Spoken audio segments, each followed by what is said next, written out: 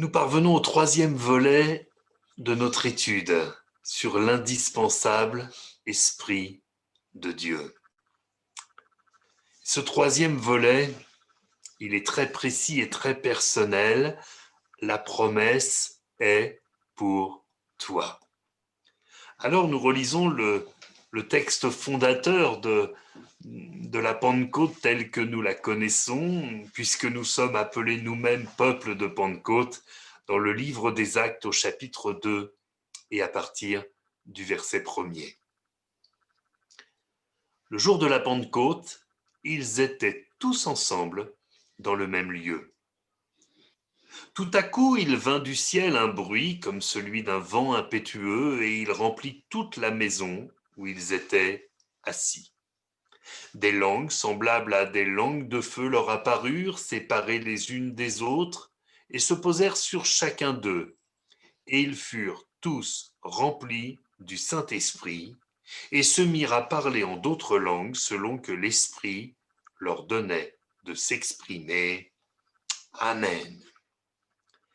Alors, puisque c'est le troisième volet, ça veut dire qu'il y en a eu deux auparavant. Je vais vous résumer les épisodes précédents si vous n'avez pas eu la possibilité de les suivre. Ce que nous avons partagé, c'est que tout d'abord, le Saint-Esprit est Dieu. Il est parfaitement Dieu et nous ne pouvons pas nous passer de lui. Dire que nous pouvons nous passer du Saint-Esprit, c'est dire que nous pouvons nous passer de Dieu. Or, je crois que nous avons été créés à l'image de Dieu. Nous sommes certes un corps, c'est ce qui se voit le plus, une âme, siège de nos sentiments, mais nous sommes également un esprit. Et Dieu est également un corps incarné en Jésus-Christ, une âme, Dieu est amour, et un esprit, l'esprit de Dieu. Nous ne pouvons amputer Dieu de sa part esprit, comme nous ne pouvons pas amputer notre être de notre spiritualité. Il est l'auteur de la nouvelle naissance, ce Saint-Esprit. Nous sommes nés d'eau et d'esprit, nous dit l'Évangile selon Jean au chapitre 3. Nous avons besoin du Saint-Esprit pour naître de nouveau, pour changer de mentalité, pour que notre cœur soit transformé.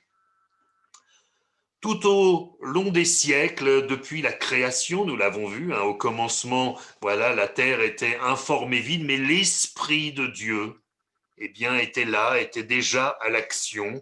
Et tout au long des siècles, le Saint-Esprit a rempli des hommes, des femmes de Dieu. Tout au long des siècles, il a poussé, il a conduit, il a inspiré.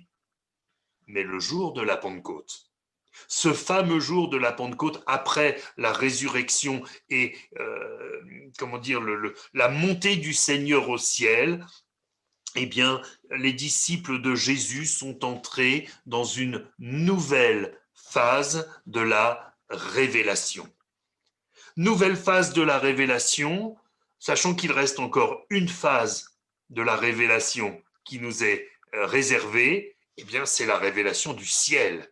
Pour le moment, nous attendons le ciel, nous attendons ce moment où nous entrerons dans le ciel. Mais même si nous avons le livre de l'Apocalypse, même si nous avons une imagination en bon état de fonctionnement, nous n'avons pas encore la conscience de ce que peut être le ciel. Ça sera l'ultime révélation quand nous entrerons dans la gloire de l'agneau qui est assis sur le trône. Alléluia.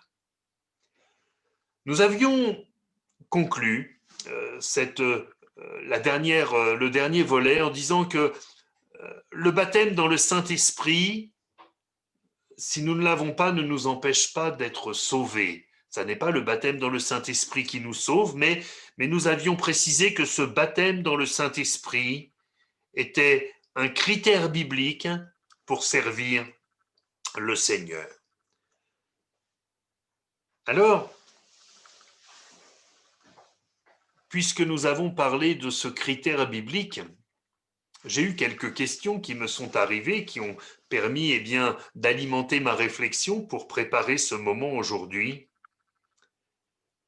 Et la première pensée qui me vient, c'est que bien sûr, le baptême dans le Saint-Esprit est un critère pour servir le Seigneur, mais que la promesse du baptême dans le Saint-Esprit concerne tous les croyants, tous les chrétiens nés de nouveau. Alors nous lisons dans le livre des Actes, au chapitre 2, au verset 38, c'est tiré du discours de Pierre, après justement la Pentecôte.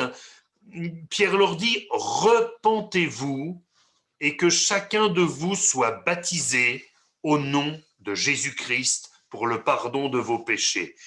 Et vous recevrez le don du Saint-Esprit, car la promesse est pour vous, pour vos enfants et pour tous ceux qui sont au loin en aussi grand nombre que le Seigneur, notre Dieu, les appellera. Je vais rafraîchir votre mémoire. Dans la chambre haute où les langues de feu sont descendues du ciel, il y avait environ, nous dit la parole, 120 personnes, hommes et femmes. Et le texte nous dit qu'ils ont tous été remplis du Saint-Esprit et que tous ont parlé en langue. Et ici, dans ce dernier texte, nous lisons que la promesse de Dieu est pour tous ceux qui sont au loin en aussi grand nombre. Je ne vais pas vous relire ce que nous venons de lire. Nous l'avons dit en introduction, avant ce fameux jour du baptême dans le Saint-Esprit, de la Pentecôte, des hommes, des femmes de Dieu, des prophètes, des rois ont été remplis dans le Saint-Esprit, remplis du Saint-Esprit, mais sans connaître le baptême dans le Saint-Esprit. Mais à partir de ce jour de la Pentecôte, l'expression remplie du Saint-Esprit prend le sens du baptême dans le Saint-Esprit. Comprenez que c'est comme si nous prenions un vase, mais nous ne le remplissons pas avec une bouteille, nous le remplissons en le plongeant dans une cuve d'huile, puisque l'huile est symbole de l'esprit. Nous plongeons ce vase dans la cuve d'huile et on le ressort, il est rempli de cette huile pour y avoir été plongé. Il est ruisselant de cette huile. Il déborde de cette huile. Souvenons-nous que quelques temps plus tard, la persécution va commencer à frapper l'église de Jérusalem et que les disciples vont devoir chercher un renouvellement dans cette vie de l'esprit. Parce qu'ils ont bien compris ce que le Seigneur leur a promis. Il leur a dit, vous recevrez une puissance, le Saint-Esprit survenant sur vous, et vous serez mes témoins. Et quand ça devient difficile d'être des témoins du Seigneur, alors ils ont ce réflexe de dire, mais on a besoin d'être renouvelés. Dans le livre des Actes, au chapitre 4, au verset 29, nous lisons ceci. Et maintenant, Seigneur, vois leurs menaces et donne à tes serviteurs d'annoncer ta parole avec une pleine assurance, en étendant ta main pour qu'ils se fassent des guérisons, des miracles et des prodiges par le nom de ton saint serviteur Jésus. Quand ils eurent prié, le lieu où ils étaient assemblés trembla, ils furent tous remplis du Saint-Esprit et ils annonçaient la parole de Dieu avec assurance. Ils ont vécu à ce moment-là une nouvelle effusion du Saint-Esprit, un renouvellement dans le baptême dans le Saint-Esprit, et en même temps, nous retrouvons cette expression, ils furent tous remplis du Saint-Esprit. Peut-être avons-nous été remplis du Saint-Esprit un jour, avons-nous été baptisés dans le Saint-Esprit, et puis peut-être avons-nous perdu l'habitude de prier en langue. Cela arrive. Mais je crois que nous avons tous le même réflexe. Quand la jauge de carburant dans notre voiture est descendue au minimum, nous allons faire le plein. Bien, je crois que si la jauge, permettez-moi cette comparaison automobile, si la jauge de notre esprit est vide de l'esprit de Dieu, il nous faut retourner faire le plein. Il nous faut nous replacer dans la présence de Dieu parce qu'il y a tant d'opposition dans ce monde, il y a tant de difficultés. Nous avons besoin d'être remplis du Saint-Esprit, baptisés dans le Saint-Esprit, renouvelés dans le Saint-Esprit. Voyez-vous, il y a un accent qui est mis, en effet, sur le baptême dans le Saint-Esprit pour ceux qui servent. Parce qu'ils sont d'autant plus en première ligne, ils ont d'autant plus besoin d'être remplis de cette puissance d'en haut. Mais en réalité, la volonté de Dieu, c'est que nous tous, nous vivions cette plénitude de la présence, de l'onction et de l'action du Saint-Esprit dans notre vie. Ni le baptême dans le Saint-Esprit, ni l'exercice des dons spirituels ne sont réservés à une soi-disant élite spirituelle. Je ne sais pas ce qu'est une élite spirituelle. Nous sommes des hommes et des femmes, des jeunes et des âgés qui ont été touchés par le Seigneur, qui étaient perdus à cause de leurs péchés, car tous ont péché et sont privés de la gloire de Dieu. Le Seigneur nous a éclairés, le Seigneur nous a sauvés. Il n'y a pas un salut de première classe ou de deuxième classe, c'est pas la SNCF. Il y a le salut plein et entier. Et devant le Seigneur, nous sommes ses enfants et nous sommes au même niveau dans son affection, dans son amour pour nous. Il a payé le même prix pour chacun d'entre nous. Il n'y a pas d'élite, il n'y a pas de supérieur, il n'y a pas d'inférieur. Il y a des hommes et des femmes qui ont reçu la grâce de Dieu. Il y a des hommes et des femmes qui ont besoin de recevoir le baptême dans le Saint-Esprit, de vivre la plénitude du Saint-Esprit. Dans la première aux Corinthiens, au chapitre 14, au verset 5, Paul écrit « Je désire que vous parliez tous en langue, mais encore plus que vous prophétisiez. Celui qui prophétise est plus grand que celui qui parle en langue, à moins que ce dernier n'interprète pour que l'Église en reçoive de l'édification. » Vous voyez que dans la pensée de Dieu, l'action de l'Esprit concerne tout le monde, absolument tout le monde. On peut être étonné que la Bible nous dise qu'Élie était un homme de la même nature que nous. On dit, mais c'est pas possible, il avait une foi tellement grande, il a fait tellement de prodiges au nom de l'Éternel. Eh oui, mais si la Bible nous dit qu'il est de la même nature que nous savons part aux mêmes privilèges que lui et même à de plus grands privilèges puisque nous avons la révélation de Jésus-Christ et le baptême dans le Saint-Esprit que lui n'a pas connu.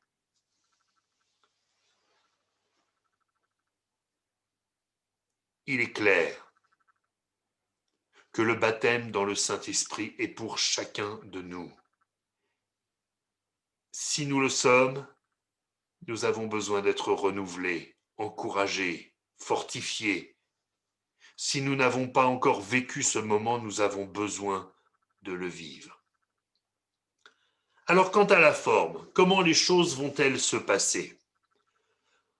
Dans le livre des Actes, au chapitre 19, au verset 1er, il nous est dit ceci pendant qu'Apollos était à Corinthe. Paul, après avoir parcouru les hautes provinces de l'Asie, arriva à Éphèse. Ayant rencontré quelques disciples, il leur dit « Avez-vous reçu le Saint-Esprit quand vous avez cru ?» Ils lui répondirent « Nous n'avons pas même entendu dire qu'il y ait un Saint-Esprit. » Il dit « De quel baptême avez-vous donc été baptisés ?» Et ils répondirent « Du baptême de Jean. » Alors Paul dit « Jean a baptisé du baptême de repentance, disant au peuple de croire en celui qui venait après lui, c'est-à-dire en Jésus. » Sur ces paroles, ils furent baptisés au nom du Seigneur Jésus. Lorsque Paul leur eut imposé les mains, le Saint-Esprit vint sur eux, et ils parlaient en langue et prophétisaient. Ils étaient en tout environ 12 hommes. C'est un peu le modèle que nous avons conservé et peut-être auquel nous sommes un petit peu trop attachés. Il est possible, en effet, que des hommes ou des femmes soient baptisés dans le Saint-Esprit parce que nous prions en posant nos mains sur eux. C'est arrivé et cela arrive encore, béni soit Dieu. Mais ça n'est pas la seule méthode. Dieu n'a pas qu'une seule méthode pour être baptisé dans le Saint-Esprit. Dans Actes au chapitre 10, au verset 42, nous sommes dans cette situation où Pierre arrive chez Corneille. Et donc nous lisons Acte 10, verset 42, c'est la diapo suivante. C'est le discours de Paul et Jésus nous a ordonné de prêcher, le discours de Pierre, pardon, et Jésus nous a ordonné de prêcher au peuple et d'attester que c'est lui qui a été établi par Dieu juge des vivants et des morts. Tous les prophètes rendent de lui le témoignage que quiconque croit en lui reçoit par son nom le pardon des péchés. Et comme Pierre prononçait encore ces mots, le Saint-Esprit descendit sur tous ceux qui écoutaient la parole. Tous les fidèles circoncis qui étaient venus avec Pierre furent étonnés de ce que le don du Saint-Esprit était aussi répandu sur les païens. Amen. Ici, il n'y a pas d'imposition des mains. Il y a simplement la démonstration de l'approbation de Dieu sur cette assistance qui va permettre à Pierre pour la première fois de baptiser d'eau des païens au nom du Père, du Fils et du Saint-Esprit. Comprenez, des gens qui n'étaient pas juifs d'origine. Pas d'imposition des mains. Et Dieu est souverain. S'il veut te baptiser dans une réunion où on impose les mains, eh bien il le fera, mais s'il le désire, il peut le faire tout de suite. Pour Corneille, pour ses amis, pour sa famille, eh bien, c'est simplement en écoutant la parole de Dieu qu'ils ont été baptisés dans le Saint-Esprit. On peut ajouter 2 versets qui se complètent. Dans Matthieu, au chapitre 6 et au verset 6. Mais quand tu pries, entre dans ta chambre, ferme ta porte et prie ton Père qui est là dans le lieu secret, et ton Père qui voit dans le secret te le rendra. Ça veut dire que même tout seul dans ma chambre, je peux être baptisé dans le Saint-Esprit. Dieu est là. Il est là dans le lieu secret. Il est là dans la pièce où je m'enferme pour le rencontrer. Alors, puisqu'il est là, manquerait-il de puissance pour me baptiser dans le Saint-Esprit? Non, bien sûr que non. Il peut le faire. Et dans Luc au chapitre 11, verset 13, vous allez me dire, mais pourquoi il y a des œufs? Eh bien parce que juste avant, le Seigneur dit, mais si votre enfant vous demande un œuf, vous ne lui donnez pas un serpent. Ben non, un enfant qui demande un œuf, on lui donne un œuf.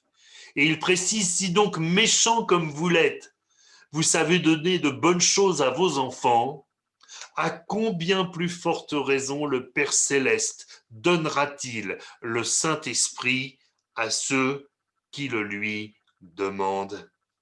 Amen. Alors quelqu'un dira peut-être, oui, très bien tout ça. Mais comment ça se fait que moi je le demande depuis des semaines, des mois, des années, et que je ne l'ai toujours pas reçu? Qu'est-ce qui bloque?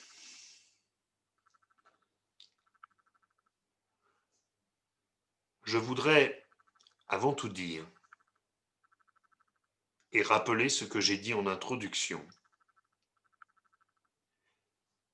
c'est que le fait de ne pas être baptisé dans le Saint-Esprit ne veut rien dire quant à notre salut. Je vais même plus loin. Nous connaissons ces textes où des gens disent mais nous avons prophétisé en ton nom, nous avons chassé des démons en ton nom, et le Seigneur leur dit, mais moi je vous ai jamais connus. Donc parfois on peut avoir des gens qui ont des manifestations spirituelles, mais c'est très étonnant, mais qui sont perdus. Et d'autres qui n'auront jamais connu le baptême dans le Saint-Esprit de toute leur vie, qui rentreront dans l'éternité, dans le repos de Dieu, parce qu'ils ont aimé le Seigneur, ils ont cru en son avènement, ils ont cru en son sacrifice, ils ont cru en sa résurrection, et ils l'ont aimé de tout leur cœur. Donc déjà, rassurez-vous, parce que je sais que l'ennemi aime chanter cette petite chanson à notre oreille, tu vois bien que le Seigneur ne t'aime pas, que tu n'es pas sauvé, puisqu'il ne te donne pas son esprit, c'est un mensonge. C'est un mensonge. Qu'est-ce qui nous empêche d'être baptisés dans le Saint-Esprit? Oh, parfois. Parfois, ce sont nos mauvaises motivations. Ça n'est pas la majorité.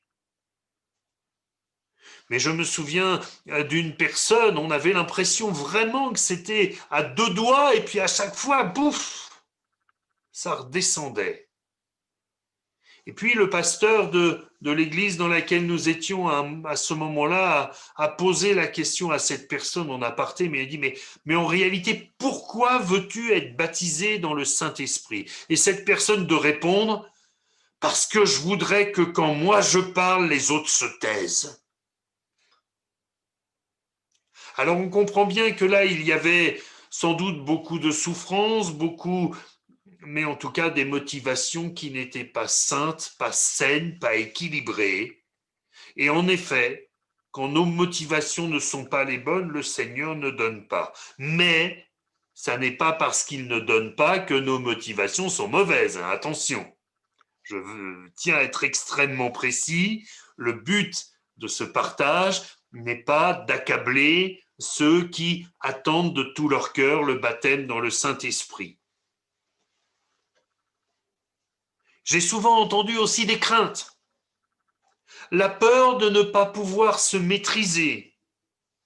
La peur de dire des choses en langue que l'on ne comprend pas. Et j'ai entendu parfois des chrétiens manquant d'équilibre entretenir ces peurs chez ceux qui n'étaient pas baptisés dans le Saint-Esprit en disant « Oh là là, oui, mais tu sais, même les démons peuvent… » Non, mais n'importe quoi.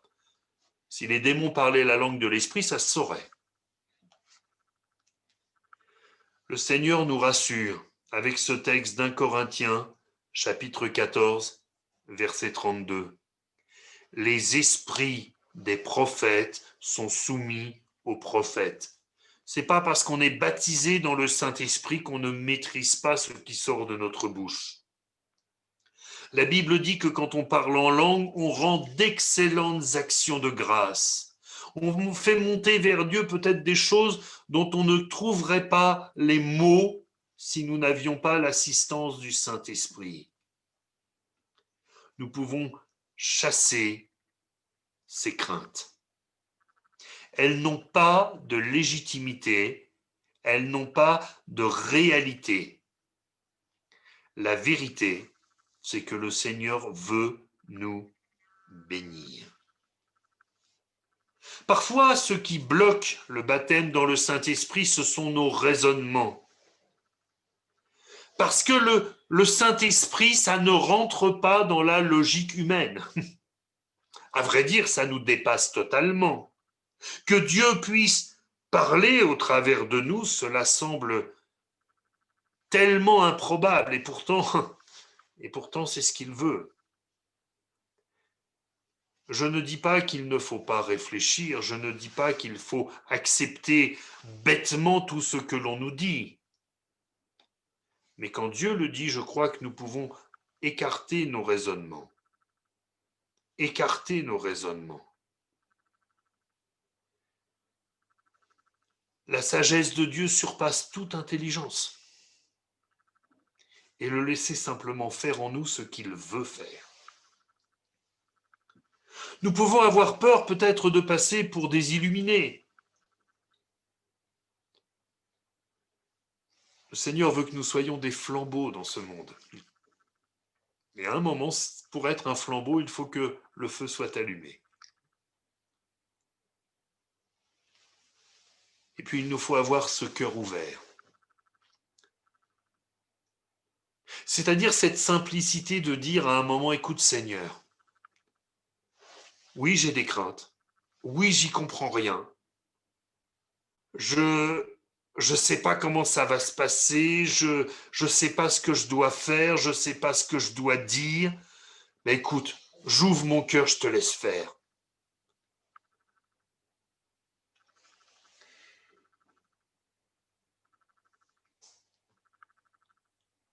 Souvent les enfants quand ils vont chez le dentiste ont beaucoup de mal à ouvrir la bouche. Ah, ça se comprend, hein. Généralement, quand le dentiste nous ouvre la bouche, dans les minutes qui suivent, on passe un mauvais moment. Mais quand on a un bon dentiste qui est soigneux, qui est attentif, qui nous écoute,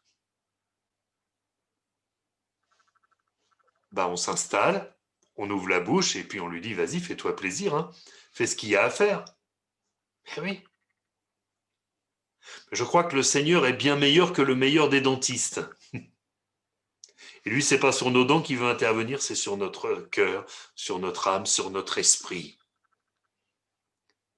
Et il y a un moment où il nous faut lâcher prise, nous abandonner et lui dire vas-y Seigneur, fais ce que tu veux, fais ce que tu veux. Si tu le fais, béni sois-tu. Si tu le fais pas, béni sois-tu. Tu es souverain, tu es le maître.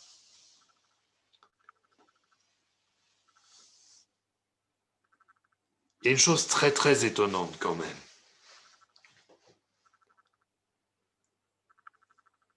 C'est que j'ai beau relire les actes des apôtres,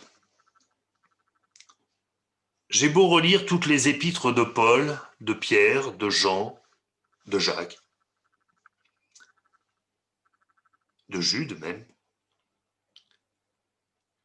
je ne trouve pas un seul exemple dans la Bible dont il nous soit dit qu'il n'ait pas reçu le baptême dans le Saint-Esprit en le demandant.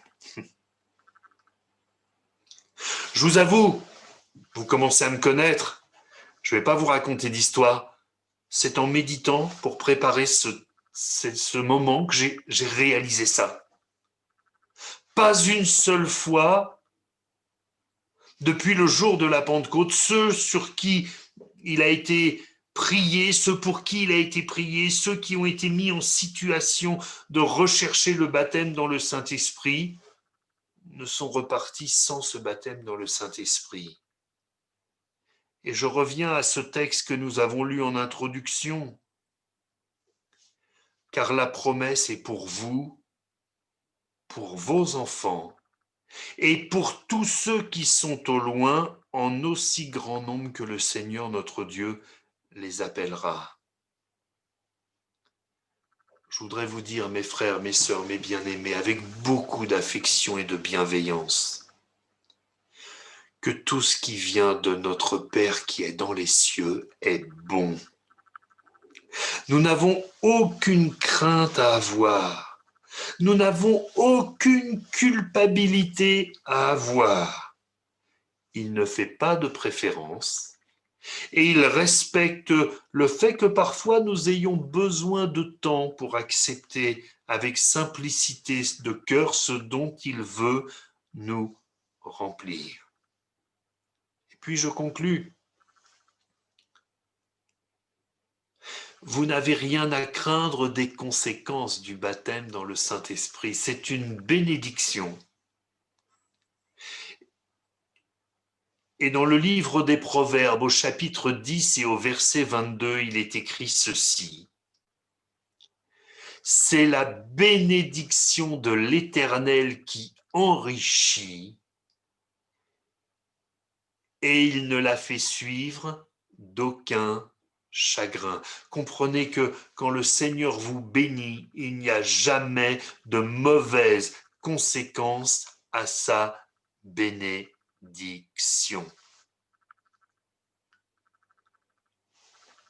Alors je termine. la promesse est pour toi. Ne te décourage pas. Certains demandent le baptême dans le Saint-Esprit depuis quelques jours ou quelques semaines. D'autres le demandent depuis plusieurs mois, d'autres depuis plusieurs années. Et il est vrai que quand on attend une bénédiction depuis plusieurs années, on finit par avoir du mal à y croire. Le temps de Dieu n'est pas notre temps. Je me rappelle de ces textes où il est écrit que Isaac a prié l'Éternel parce que sa femme, Rebecca, était stérile. Et quelques versets plus bas, il nous est dit que l'Éternel s'est souvenu de Rebecca et qu'elle a été enceinte. Sauf que ces quelques versets couvrent une période de 20 ans.